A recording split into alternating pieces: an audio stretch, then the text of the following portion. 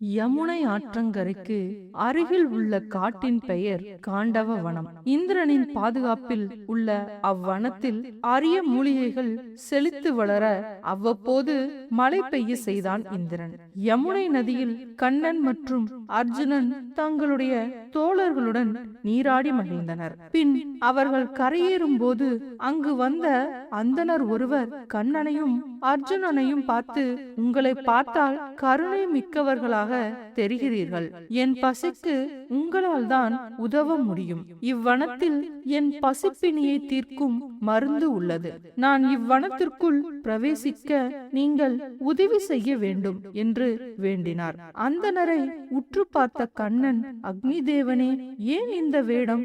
நேரிடையாகவே உன் பசிப்பினிக்கு உணவு கேட்கலாமே என்று சொன்னதும் தன் வேடத்தை கலைத்தார் அக்னி தேவன். உலகில் வாழும் உயிர்களுக்கெல்லாம் படி அளக்கும் பரமாத்மாவே, தங்களுக்கு தெரியாதது ஒன்றுமில்லை. சுவேதசி என்ற மன்னனுக்காக 100 ஆண்டுகள் தொடர்ந்து யாகம் நடத்தினார் துர்வாச முனிவர். யாகத்தின் விளைவால் அதிகப்படியான நெய்யை உட்கொள்ளும் நிலைக்கு ஆளானேன்.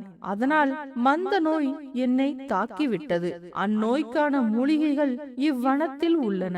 அவற்றை நான் கபலீகரம் செய்தால் மட்டுமே என் பிணி தீரும் என்றார். நான் இவ்வனத்திற்குள் பிரவேசிக்க முயற்சிக்கும் போதெல்லாம் மழை பெய்ய மேகங்களுக்கு உத்தரவிட்டு என் தீ நாக்குகளை அணைத்து என் முயற்சியை தடுத்து விடுகிறான் இந்திரன். ஆகவே நான் எரிக்கும் போது மழையை தடுத்து உதவி செய்யுங்கள் என்று கேட்டார். இதை கேட்ட அர்ஜுனன், அக்னி தேவனே, நாங்கள் உனக்கு உதவுகிறோம். ஆனால் இங்கு நாங்கள் நீராட வந்ததால் எங்களிடம் ஆயுதங்கள் இல்லை. அதனால் இந்திரன் மழை பெய்வித்தால் தடுப்பதற்கு அம்பாரத் துணியும் அம்புகளும் வில்லும் தேவை என்றான். உடனே அர்ஜுனனுக்காக சக்தி மிக்க காண்டீபவில் அம்புகள் மற்றும் அம்பாரத் துணி என எல்லாவற்றையும் தந்தார் அக்னி பகவான். அப்போது கிருஷ்ணர் அக்னி தேவனிடம், உன் பசிப்பினியை தீர்த்து கொள்வதற்காக 21 நாட்கள் மட்டும் இக்காட்டிற்குள் பிரவேசிக்கலாம்.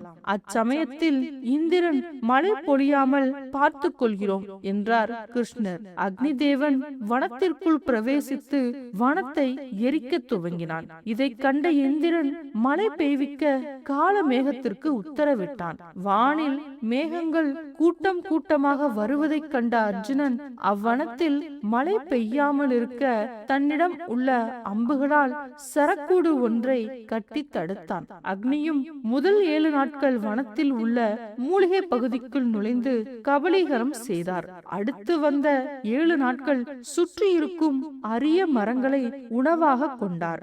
அடுத்து வந்த 7 நாட்கள் மிதமாக உண்டு இறுதியில் இருவரிடமும் விடை பெற்றார் அக்னி தேவன். காண்டவ வனத்தை எரித்த நாட்களே அக்னி நட்சத்திரம் என்று கூறுகிறது புராணம். நண்பர்களே, உங்களுக்கு கடவுள் நம்பிக்கை இருந்தால் ஓம் நமச்சிவாயா என்ற மந்திர சொல்லை கமெண்டில் பதிவு செய்யவும். ஒரு நாள் அர்ஜுனன் நன்கு தூங்கிக் கொண்டிருந்தான். தூக்கத்திலும் கூட அவன் வாய் கிருஷ்ணா கிருஷ்ணா என்று ஜெபம் செய்து கொண்டே இருந்தது. அவன் உடலின் மயிர்கால் தோறும் கிருஷ்ணா கிருஷ்ணா என்ற நாம ஜெபம் நடைபெற்று கொண்டிருந்தது. இந்த அற்புத பக்தியை அறிந்த கிருஷ்ணன் அந்த இடத்திற்கு வந்தார். அவனது பத்தினிமாரும் வந்தனர். நாரதர், சிவன், பிரம்மன் முதலிய தேவரெல்லாம் இந்த அதிசயம் காண திரண்டு வந்தனர். அர்ஜுனனின் ஆழ்ந்த பக்தியை கண்டு அனைவரும் நாட்டியமாடத் தொடங்கினர். ஆனாலும் அர்ஜுனனின் ஆழ்ந்த உறக்கம் களையவில்லை. தெய்வ பற்று உடையவர்கள் தம்மை அறியாமலே எப்போதும் இறைவன் நாமத்தை ஜெபித்துக் கொண்டிருப்பார்கள். அந்த ஜெபம் அவர்கள் உடலின் அணுக்கள் தோறும் எதிரொலித்துக் கொண்டே இருக்கும். இது பக்தியின் மேலான நிலை, உன்னத நிலை. அந்த நிலையை அடைந்துவிட்ட அர்ஜுனனை அனைவரும் முழு மனதோடு பாராட்டினர். காந்தியடிகளும் இந்த மேலான பக்தி நிலையை அடைந்திருந்தார். அதனால்தான் மீராளம் என்பவன் காந்தியின் தலையில் அடித்த போது ஹே ராம் என்றார். மதன்லாலின் குண்டு வெடித்த போதும் ஹே ராம் என்றார். கோட்சேயின் குண்டு தனது உயிரையே பறிக்கும் போதும் ஹே ராம் என்றே அவர் வாயானது இறைவன் நாமத்தை உச்சரித்தது. இது போன்ற மேலான பக்தி நிலை அடைந்த ஒருவரின் வரலாறு ஒன்றை இங்கே பார்ப்போம். பண்டரிபுரத்தில் சோகாமேளர் என்ற ஞானி வாழ்ந்து வந்தார். அவர் குலத்தொழில் செருப்பு தைப்பது. அத்தொழில் அவருக்கான வாழ்க்கையை நடத்த போதுமானதாக இருந்தது. அவர் தொழில் செய்யும் போதும், உணவு உண்ணும் போதும், உறங்கும் போதும், நடக்கும் போதும் அவர் வாய் தானாகவே விட்டல விட்டல என்ற நாமத்தை உச்சரித்துக் கொண்டே இருக்கும். ஓர் விபத்தில் அவர் வீடு இடிந்து விட்டது. அவரும் அவருடன் இருந்த சிலரும் இடிபாடுகளில் சிக்கி மாண்டனர். இடிபாடுகளை அகற்றுவதற்கு பல மாதங்கள் ஆகிவிட்டன. ஞானியாகிய சோகாமேளரின் திருமேனியை கண்டுபிடிக்க அவர்தம் சீடர்கள் ஆர்வம் காட்டினர். ஆனால் ஒருவர் உடலும் முழுமையாக கிடைக்கவில்லை. எலும்பு துண்டுகளே எஞ்சி இருந்தன. இந்த எலும்புகளிலாவது சோகாமேளரின் எலும்பை கண்டு வழிபட வேண்டும் என்று விரும்பினர் சீடர்கள். ஆனால் எலும்பை அடையாளம் காண்பது எப்படி செய்வதறியாத சீடர்கள் திகைத்து நின்றனர். அப்போது பெரும் ஞானியாகிய நாமதேவர் அங்கு வந்தார். சீடர்களின் திகைப்பை கண்டு அவர்களை அழைத்தார். அவர்கள் தங்கள் குருவின் எலும்பு கிடைக்கவில்லை என்று கூறினர். அதற்கு அவர், சோகாமேளரின் எலும்பை அடையாளம் காண்பது மிகவும் எளிது. ஒவ்வொரு எலும்பாக எடுத்து காதோரம் வைத்து பாருங்கள். எந்த எலும்பிலிருந்து விட்டல விட்டல என்ற ஒளி வருகின்றதோ அதுதான் சோகாமேளரின் எலும்பு என்று அறிந்து கொள்ளலாம் என்றார் நாமதேவர். என்ன அதிசயம்! ஓர் எலும்பிலிருந்து நாமதேவர் சொன்னபடியே விட்டல விட்டல என்ற இனிய ஒளி மெல்லியதாக கேட்டது. வாழ்நாள் முழுவதும் இடைவிடாமல் திருநாமத்தை உச்சரித்து வந்தமையால் சோகாமேளரின் எலும்பிலும் கூட அந்த ஒளி பதிந்து ஒலித்துக் கொண்டே இருந்தது. இதிலிருந்து நாம ஜபத்தின் பெருமையும் சோகாமேளரின் பரம பக்தியையும் அறிந்து கொள்ளலாம். புதையல் எடுத்தது போல் பூரித்து போன சீடர்கள் அந்த எலும்பை வைத்து பூசித்து வந்தனர். நாம ஜபமும் செய்து வந்தனர். அங்கே தினந்தோறும் விட்டல விட்டல என்ற ஒளி கேட்டுக்கொண்டே இருந்தது. நண்பர்களே, இந்த வீடியோக்கு நீங்க இன்னும் லைக் கமெண்ட் பண்ணவில்லை என்றால் ஒரு லைக் கமெண்ட் பண்ணுங்க. சீடருக்கு துறவரத்தை பற்றி புரிய வைத்த ஜனகர். மிகப்பெரிய துறவியொருவர் தம்முடைய சீடரிடம் துறவு பற்றிய உணர்வு இல்லாமல் இருப்பதை அறிந்து கொண்டார். அதனை சீடர் உணர்ந்து கொள்ள வேண்டும் என்பதற்காக மாமன்னர் ஜனகரிடம் அனுப்பி வைத்தார். சீடருக்கோ வியப்பு ஏற்பட்டது. குருவே, தாங்களோ மிகப்பெரிய துறவி, சர்க்குரு. அவரோ நாடாளும் மன்னர், குடும்பஸ்தர். அவரிடம் இருந்து கற்றுக்கொள்ள என்ன இருக்கிறது என்று கேட்டார்.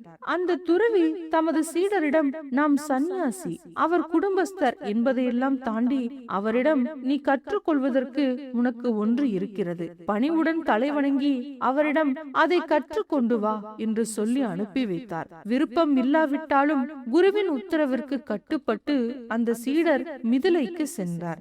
அரசவைக்குள் மன்னர் ஜனகர் இருந்தார். அங்கே அழகான இளம் பெண்கள் நடனமாடி கொண்டிருந்தனர். ஆடல் பாடல் என்று களை கட்டியது. அவையில் இருந்தோர் அனைவரும் நடனத்தில் மயங்கி அவர்களும் ஆடிக்கொண்டிருந்தார்கள். மன்னர் ஜனகர் இந்த கூட்டத்தினரிடையே அமர்ந்திருந்தார். அந்த காட்சியை பார்க்கவே சீடருக்கு பிடிக்காமல் இருந்தது. ஜனகர் சிரித்துக் கொண்டே அந்த சீடரிடம், இங்கு காண்பதை கண்டு தவறான முடிவுக்கு வந்து விடாதே. ஏதோ ஒன்றை கற்றுக்கொள்வதற்காகத்தான் உனது குரு உன்னை இங்கே அனுப்பி வைத்துள்ளார். அதை மட்டும் கற்றுக்கொள்ள ஒரு நாள் இந்த அரண்மனையில் தங்கி இருந்துவிட்டு பின் நீ புறப்பட்டு செல்லலாம் என்றார். பின்பு அரண்மனையில் உள்ள ஒரு அறையில் சீடர் தங்க வைக்கப்பட்டார். அவர் தங்கியிருந்த அறை மிகவும் அழகானதாகவும் ஆடம்பரமானதாகவும் இருந்தது. விருந்து முடிந்ததும் தூங்குவதற்கு படுக்கையில் சாய்ந்தார். மேலே பார்த்த போது திடுக்கிட்டார். அந்த அறை முழுவதும் மேல் பகுதியில் சீடரின் தலைக்கு மேலே ஒரு கூர்மையான வாள்கள் வெறுமனே மெல்லிய நூலில் கட்டி தொங்கிக் கொண்டிருந்ததை கண்டார். எந்த நேரத்திலும் நூல் அருந்து ஏதோ ஒரு வாள் தனது கழுத்தில் விழும் ஆபத்தான நிலையில் இருந்ததை கண்டார். அன்று இரவு முழுவதும் விழித்துக் கொண்டு அந்த கயிற்றில் தொங்கிக் கொண்டிருந்த வாளை கவனித்துக் கொண்டு இருந்தார். பொழுது விடிந்ததும் ஜனகர் வந்தார். அவரிடம், இந்த அறை வசதியாக இருந்ததா? படுக்கை சுகமாக இருந்ததா? இரவு நன்றாக உறங்கினீர்களா என விசாரித்தார். அதற்கு அந்த சீடர், எல்லாமே வசதியாகத்தான் இருந்தது. ஆனால் தலைக்கு மேலே மெல்லிய நூலில் உரையில்லாத வாள் தொங்கிக் கொண்டிருக்க எப்படி நான் அமைதியாக உறங்க முடியும் என்று பதில் அளித்தார். அதற்கு அரசர் அவரிடம், நீங்கள் இங்கே வரும்போது மிகவும் களைப்பாக இருந்தீர்கள். எனவே படுத்ததும் அசதியில் தூங்கி போயிருக்கலாம். ஆனால் ஆனால் ஏன் தூங்க முடியவில்லை? தூங்கினால் வாள் அருந்து நமது மீது விழுந்தால் என்னாகும் என்ற சிந்தனையில் பயத்தில் தூக்கம் இல்லாமல் இரவு முழுவதும் தூக்கம் இல்லாமல் உங்கள் சிந்தனை ஓடியது. இதனால் நீங்கள் தூங்காமல் விழிப்புணர்வுடன் எச்சரிக்கையுடன் இருந்தீர்கள். இந்த எச்சரிக்கைக்கு நடுவில் இந்த உலகம் மற்றும் இதில் இருக்கும் சுக துக்கங்கள் ஒன்றையும் நீங்கள் சிந்தித்திருக்க மாட்டீர்கள். இந்த சிந்தனை இல்லாத மனம்தான் துறவு. இதுதான் எனது போதனை. நான் எனது அரசவையில் அமர்ந்து கொண்டிருந்தாலும், அங்கே அழகான இளம் பெண்கள் நடனமாடிக் கொண்டிருந்தாலும், இந்த சுகபோகங்களுக்கிடையே நான் எனது தலைக்கு மேலே மெல்லிய நூலில் கட்டி தொங்கிக் கொண்டிருக்கும் உரையில்லாத மரணம் என்ற வாளை பற்றிய கவனத்தில் தான் எப்போதும் இருக்கிறேன். வாழ்க்கை என்பது ஒரு நீர்க்குமிழி போன்றது. ஒரு நொடி பொழுதில் எப்போது வேண்டுமானாலும் உடையலாம். அதுபோல் மரணம் எந்த நேரத்திலும் நிகழலாம். வாழ்க்கையின் நிலையற்ற தன்மை குறித்து விழிப்புணர்வுடன் இருங்கள். எந்த நேரத்திலும் வரக்கூடிய அந்த மரணம் குறித்து நான் எப்போதும் விழிப்புணர்வுடன் இருக்கிறேன். எனவே நான் இந்த அரண்மனையில் வாழ்ந்தாலும் கூட நானும் ஒரு துறவிதான் என்று சொல்லி சீடரை அனுப்பி வைத்தார். நண்பர்களே, அடுத்து இந்த வலதோரத்தில் இருக்கிற கட்டத்துல ஒரு சூப்பரான கதை இருக்கு. அதையும் தொட்டு பார்த்துருங்க. இன்னும் நிறைய கதைகளை பார்க்கலாம். இந்த வீடியோ உங்களுக்கு பிடிச்சிருந்ததுன்னா மறக்காம லைக் பண்ணுங்க, கமெண்ட் பண்ணுங்க, ஷேர் பண்ணுங்க. மறக்காம சேனலை சப்ஸ்கிரைப் பண்ணிக்கோங்க. நன்றி நண்பர்களே.